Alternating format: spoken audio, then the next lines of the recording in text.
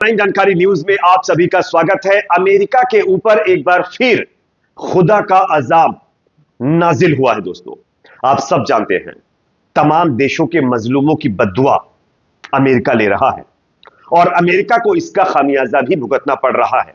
यह अलग बात है कि अमेरिका को इसका एहसास हो या ना हो, लेकिन अमेरिका से कुदरत लगातार मजलूमों पर किए गए जुल्म का बदला ले रही है और इसी कड़ी में अमेरिका के ऊपर एक और अजाब नाजिल हुआ है। किस तरीके से, आगे मैं आपको वीडियो के जरिए से दिखाने वाला हूं। साथ ही साथ एक कहावत है दोस्तों कि किसी इंसान को इतना भी मत डराओ कि उसका आपके लिए डर ही खत्म हो जाए।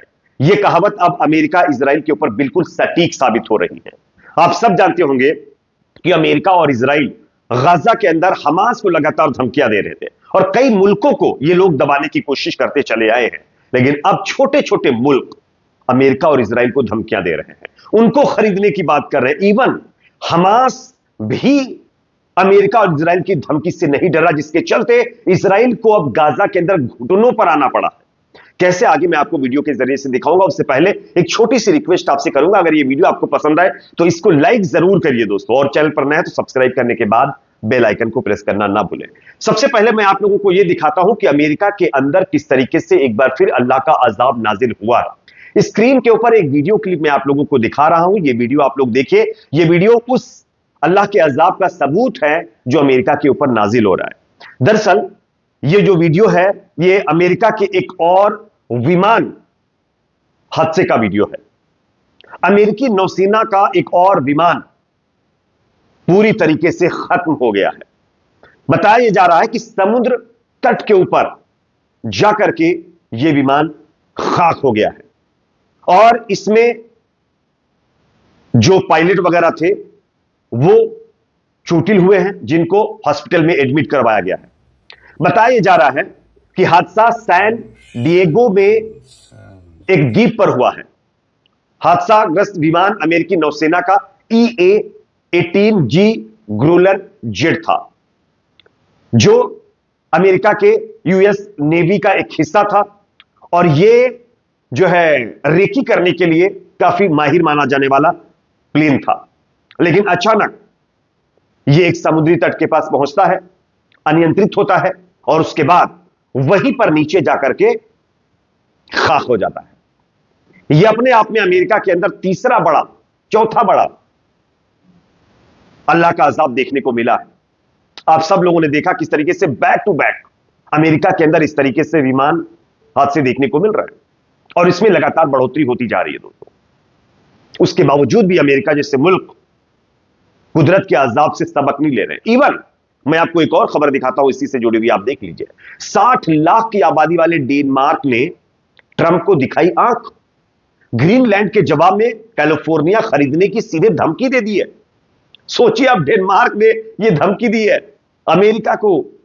इसलिए मैंने शुरू में कहा कि किसी इंसान को या किसी भी मुल्क को आप कह लीजिए, इतना भी मत डराओ कि उसका डर ही आपके लिए खत्म हो जाए। और यह अमेरिका का शुरू से एक तरीका रहा है कि वो अपने से कमजोर मुल्कों को वॉर में झोंक करके बर्बाद करता है और उनको डराता धमकाता है। लेकिन अब इनका डर तमाम मुल्कों के अंदर से खत्म होता जा रहा है। दरअसल डेनमार्क ने अमेरिका को क्यों यह धमकी दी है वो मैं आपको बताता हूं, स्क्रीन पर देखिए। पिछले महीने अमेरिका के राष्ट्रपति पद पर लौटने के बाद डोनाल्ड ट्रंप ने कनाडा को 51वां अमेरिकी राज्य बनाने की बात कही थी। पनामा नहर को अपने कब्जे में लेने का सुझाव दिया, गाजा को अमेरिका के अधीन करने की योजना बनाई और ग्रीनलैंड खरीदने की भी कोशिश की। उनके इन फैसलों का विरोध भी खूब हुआ।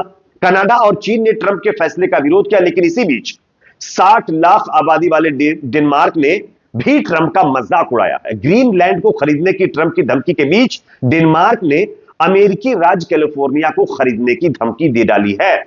डेनमार्क के 2 लाख से ज्यादा नागरिकों ने एक याचिका पर हस्ताक्षर किए हैं, जिसमें उन्होंने अमेरिका से कैलिफोर्निया खरीदने की बात की है।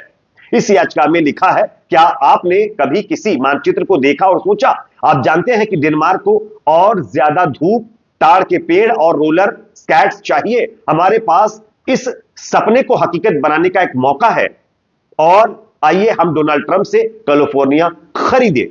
यह कहते हुए डेनमार्क की तरफ से यह प्रस्ताव लाया गया है।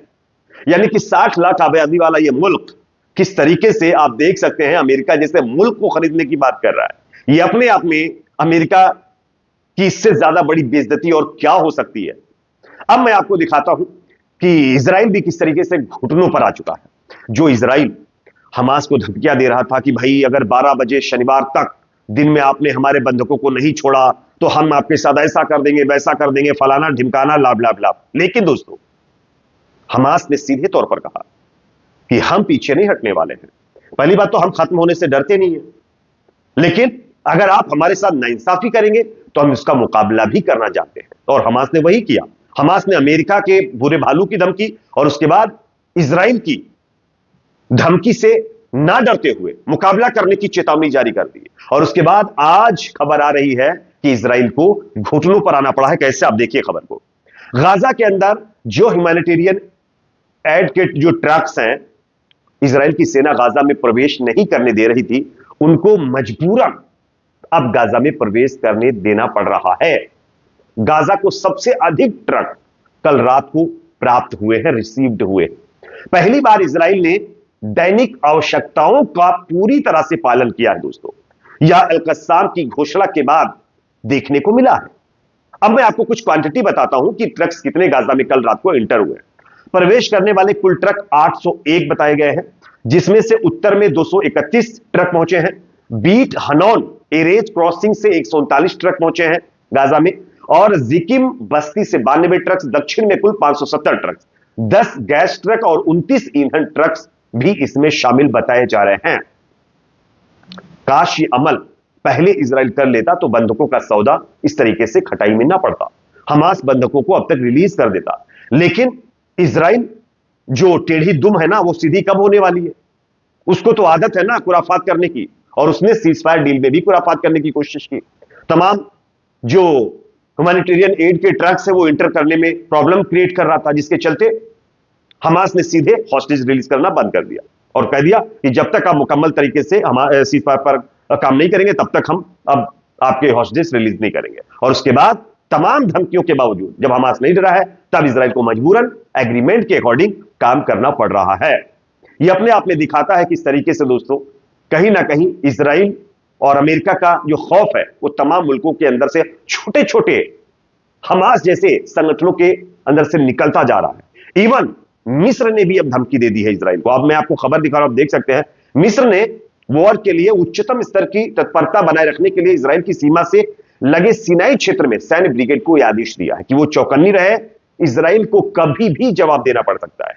तो आप सोच सकते हैं किस तरीके की हालत इनकी होती जा रही है। इवन उत्तर कोरिया के जो राष्ट्रपति हैं किम जोंग उन, उन्होंने भी गाजा को अपने कब्जे में लेने वाले अमेरिका के प्रस्ताव को खारिज करते हुए यह सीधे तौर पर कहा है कि अमेरिका का यह तानाशाही रवैया अब नहीं चलने वाला है।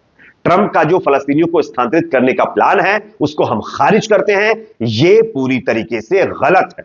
और सीधे सीधे किम जोंग उन ने धमकी भी दे डाली है और कहा है कि अमेरिका अपना दिमाग ठिकाने लगा ले, वरना उसका अंजाम उसको भुगतना पड़ सकता है। और आप सब जानते हैं रूस और उत्तर कोरिया, ईरान, चाइना, ये तमाम देश मिलकर के अमेरिका इजराइल को जवाब देने की तैयारी में लगे हुए हैं। देखना है आगे इस पर क्या होता है। आपकी राय कमेंट सेक्शन में रखिए। वीडियो पसंद आए तो लाइक करिए, शेयर करिए, चैनल पर नए हैं तो सब्सक्राइब जरूर करें।